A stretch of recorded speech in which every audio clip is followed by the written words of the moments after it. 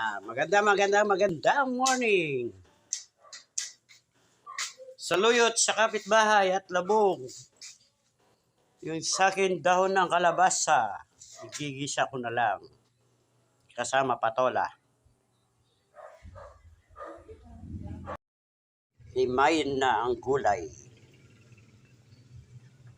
Ito kapitbahay ko nanghihimay ng saluyot. Ako naman ang kalabasa.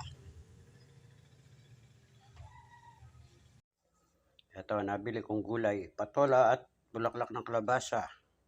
Kakahalaga ng 56 pesos. Gigisa ko lang sa patis. Prito na rin ako ng 2 dalagang bukid. Tanghalian at hapunan na to. Yan. Gigisa ko na rin dito sa prituhan ng dalagang bukid.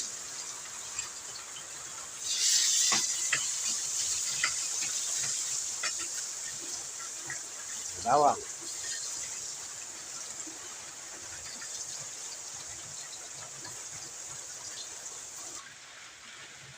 Lagyan ko na ng patis. Konti lang, para hindi gan mahal. Unahin ko yung matitigas na tangkay para lumambot.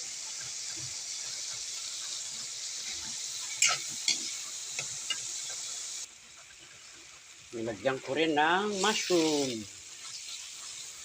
Ayan, mushroom. Lambutin lang ng konti. Nilagay ko na rin yung bulaklak ng kalabasa para masarap.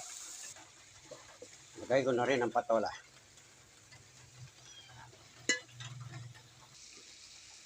Nilagay ko na rin ang malunggay. Ayan, para masarap. Masarap na masarap.